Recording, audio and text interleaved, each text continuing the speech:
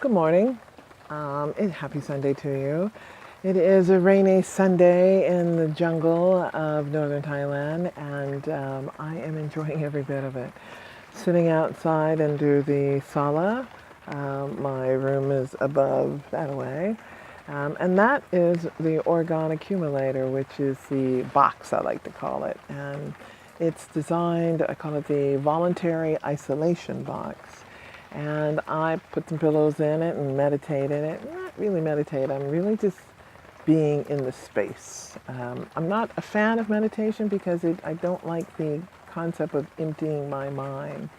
I'm not letting anybody else in, so I want to be charging my own energy and putting my own mind to test, to challenge it. As part of my Quaker practice has been to challenge the mind, wrestle with the thoughts, and see what really stimulates and comes up from the heart, not just this box that's turning over from the programs and the outside influences. And I respect those that like that process, but not for me. It is more, I trust my ego, I respect my ego. It's part of the operating system that I was born with, so I'm just going to learn how to use it and drive it properly. So I wanted to speak with you this morning about psychedelics. I have had the experience of doing ayahuasca for several times, DMT. I haven't done Bufo alvarios, that's on my list to do, but I wanted to talk about those concepts, and I want to frame it in what's the value of them, not so much the experience, because everybody's going to have their own individual experience.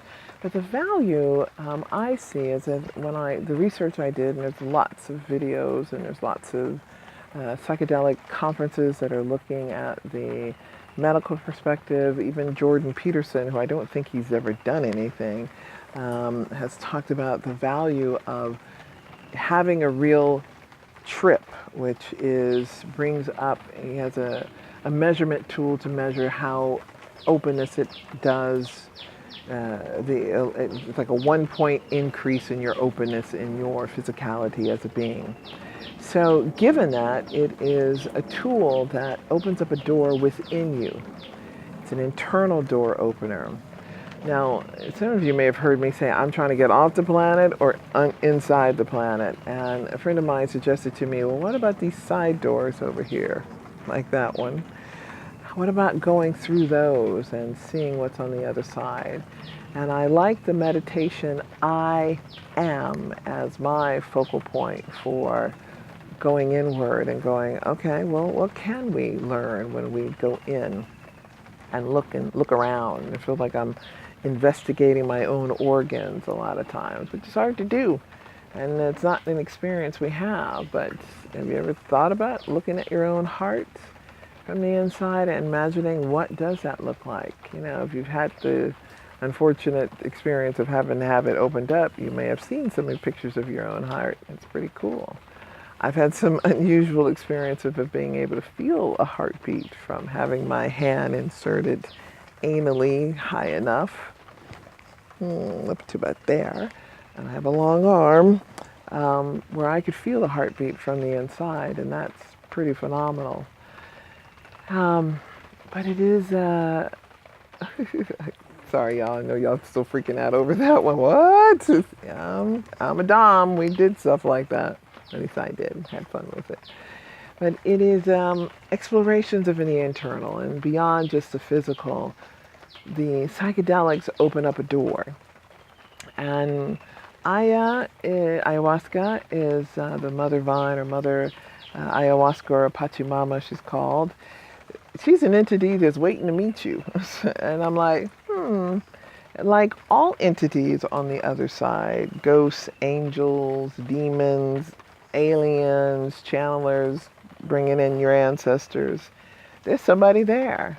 The challenge is we're in these skin suits and we can't see them. We can't hear them unless we are open to them, or we have meditated, or we have taken some psilocybins that will take us to the other side and open up those doors for us. Or we sit in the box and listen, and we open up passageways that way. And I find that there's many routes to doing this. My whole study of the divine has been, well, how did the Buddhists do it? How did the Orthodox do it? And how did the Kabbalistic Jews do it? And looking at these different approaches, how did the Chinese do it? Everybody's got their style. How did the Illuminati do it? How are they getting past this 3D world? And what are they seeing that I cannot see? And it was my curiosity that led me to look up lots and lots of different books. And, you know, it's so funny when I was interested in the Masons and they're like, you can't just be getting a book and reading this secret stuff. I'm like, ooh, secret? What do you mean you got secrets? I need to know. So that going down that rabbit hole really opened up some doors of, you think very differently than I do. And your view of what is real is very different than mine. Now, thank goodness we are in a time of revelation, where what is revealed to us are all the things that have been hidden. The things they knew that we are all getting to learn, because it is the reality of the things as they are. We live on a holodeck. It is a creation planet. Anything that is matter has a vibration, and anything that vibrates is illusionary. It's holographic. It's not real. The only thing is real is our consciousness, the thoughts that we take to it. You know, I always said there's only 2 scriptures in the Bible I have no argument with, and those are the first 2. In the beginning, it was null and void. And then there was the Word. And after that, we hear the creation story. But it's in words that we create it. We create the holodeck we're living in. Mine's green and pretty right now. So I'm enjoying the holodeck that I have chosen. However, once you take a combination or a DMT type of drug, the experience you first have is this all goes away and there's something on the other side. And like the Truman Show, you realize this ain't real. It's put together. And mine was very interesting because it was very structured. It's a lot very colorful, but it was these blobs of color in all directions that were moving, kind of like a kaleidoscope, that would just formulate into whatever thoughts I created for it.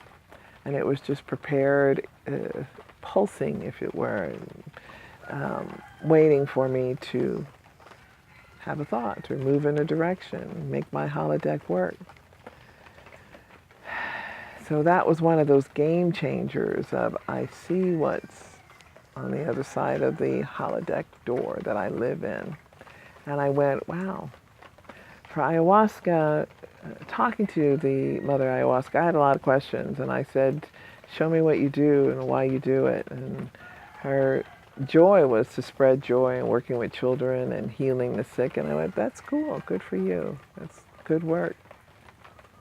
Even with the Iboga, I went to Africa and had an Iboga spirit experience. And that's a challenge of dealing with ego. And a tough one. But it allowed me to see my own off-planetary background and see others in it and see the traps of this holodeck and how it's an illusion that's not always a good one, because we get stuck thinking the body and this reality is all there is and these things are solid. But we live in a different time, and those doors that were open for me, it's not something you need to do often and over, but once you know it's there, I know it's in the box. I go in it when I want to. I know it's on the other side of this holodeck. I will reach beyond it and know that I can. So I want to encourage you to take a side door, look around the corner, see what else is there. And then when you come back into this reality, you realize, I can do what I want. I can make it what I want. I can go where I want. I can create in it what I want. And it allows you to move through it It's an ability to visualize it, see it, and bring it into your existence. Terence McKenna says he saw the mechanical L's that made things happen, and I'm kind of like, I didn't see any mechanical L's, I just saw lots of color blobs, but they were all working for one purpose, to create the realities of this world, or realities is a tough word, the illusions of this world. So, fellow humans, I'm talking to you, you creators of your realities. What do you want to create today? And remember, the law of attraction will attract where you are at emotionally. And your heart is a magnetic field. Positive or negative, you attract to yourself what your heart focuses on. So remember, thoughts are electrical. Emotions are magnetic. You create the electrical magnetic pulse we call reality into yourself, into your own being. Namaste, y'all. I honor the God you are and the goddess you are, if you take the feminine. And go create. That's what we're all here to do. Namaste.